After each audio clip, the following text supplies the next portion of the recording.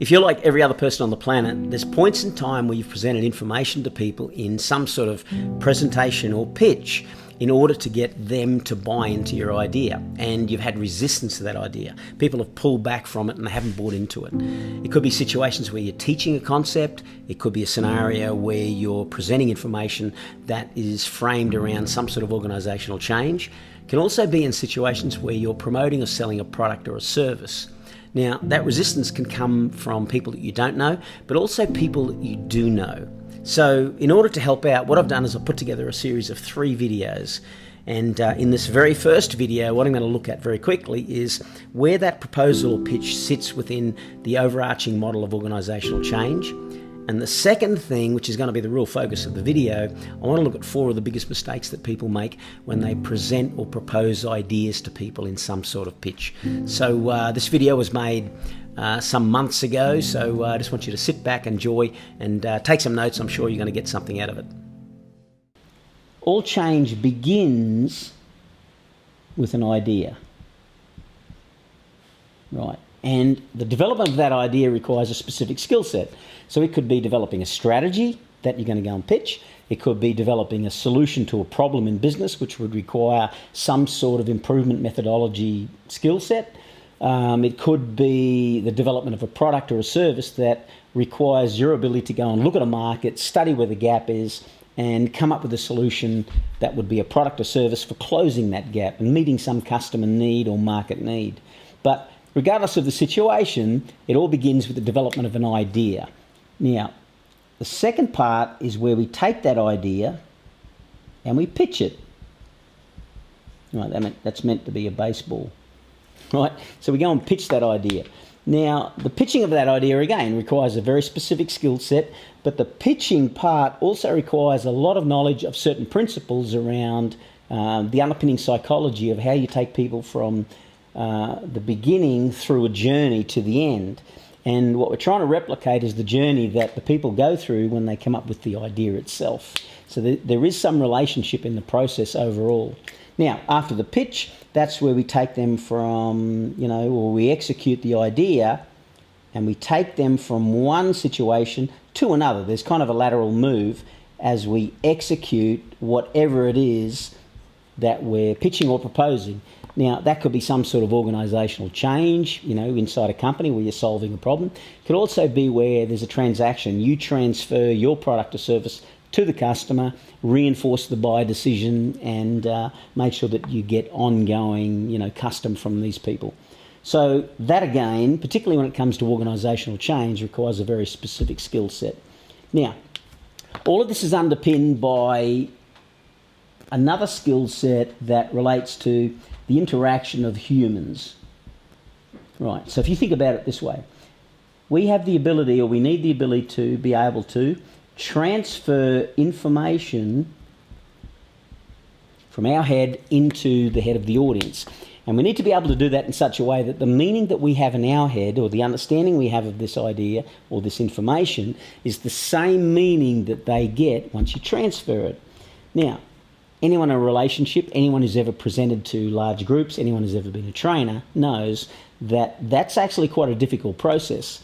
What it requires is a complementary skill, and that is the ability to be able to elicit information about what is happening in the head of the audience in terms of how they process information, so that we can adjust the transfer, or the way that we're transferring information to them, and meet their specific processing or thinking needs. And if we can do that, elicit information at the same time as we adjust our transfer of information, then we become more effective at communicating information to people in such a way they get the meaning that we intended.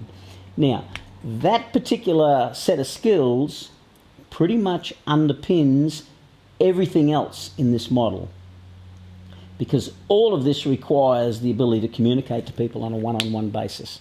So what we want to talk about in this particular series of videos is not those things specifically, but this particular skill set, the ability to pitch the information. So there's some assumptions about all these other pieces here, but we obviously not going to be able to cover everything, in the time that we've got available. Now, the thing that I want to point out or close this out with is, what is it that causes this pitch right, to be a problem, right? What we want to do is have a successful pitch, not an unhappy pitch. Now, what I have found over the years is that there are pretty much 4 things or 4 situations that would cause or put blocks in terms of your success in creating that pitch, right? And this is where the pitches go wrong. So let's describe them this way. The very first thing, right, and that is where you kind of fall back to the logic of your idea. Your pitch is all built around the logic of it. It makes sense to do this. And the problem with that is when you start to present at the logic level, where it comes from is we're emotionally connected to the solution, right? And that strong emotional connection to the solution means it's all about the solution itself. And anyone who knows in the world of influence and persuasion, over reliance on logic isn't going to get you successful sales. Over connection from an emotional perspective to the solution itself pushes us down the logic path, and it becomes a barrier to the pitch. Okay? It's not a smiley face in those situations. End up being like a moustache. Okay. The second thing, and that's when you get a no before you've finished your pitch. Okay, if you get a no before you finished your pitch, in fact, let me backtrack. The intent of you doing a pitch is to get people to go through a full journey with you and fully consider the idea.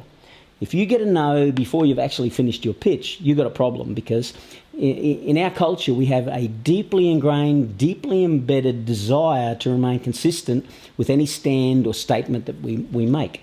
And if a customer or an audience member or a leader that you're presenting to get buy-in or permission to do something says no early before you've finished, you've got a problem, because it's very hard to knock that no down and turn it into a yes, nigh on impossible. So we don't want the no at the beginning. If we're going to get a no, then at least let's get it at the end. Okay. The third thing is where objections are raised before we've addressed them. Objections are raised before we've addressed them. Now, when objections are raised, so basically an effective pitch from a very influential type person would include conversation around typical objections that might be raised to the idea or the product or the solution that we're actually presenting to people. And if we address those before they're raised, we're less likely to get the objection. But if you get the objection early before you've actually addressed it, well, that is pretty much like getting a no. Once the objection's raised, you've got people thinking about reasons why they don't want to do this. So what we would need to do is address those objections first before they actually come up. The last thing, and probably one of the most important things, that is where we have an absence of rapport. An absence of rapport makes it nigh on impossible to sell something to people. Rapport is built around the idea that birds of a feather flock together. People like themselves. When we have something in common, right, we're in rapport.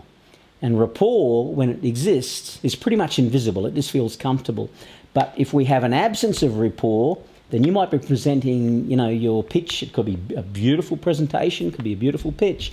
But if there's no rapport or an absence of rapport, it's right there in their face. Because what's going through their head now is conversation associated with the lack of rapport. Right? I don't like this person. There's something about them I don't understand. There's something about them I don't trust. And people in sales know that it's nigh on impossible to sell anything to someone if they don't like you up front.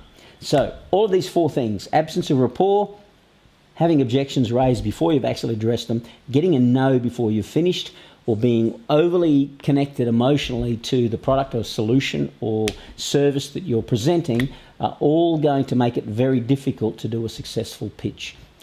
Well, that's it. I hope you got something out of that you can use. At least it might be a little bit of food for thought and some sort of prompts around how you think about your presentations and proposals to people. Now, if you want more information about this particular topic, then simply go to the website, 9skillsfactory.com/course of the month. And I will see you in the next video. See ya, bye.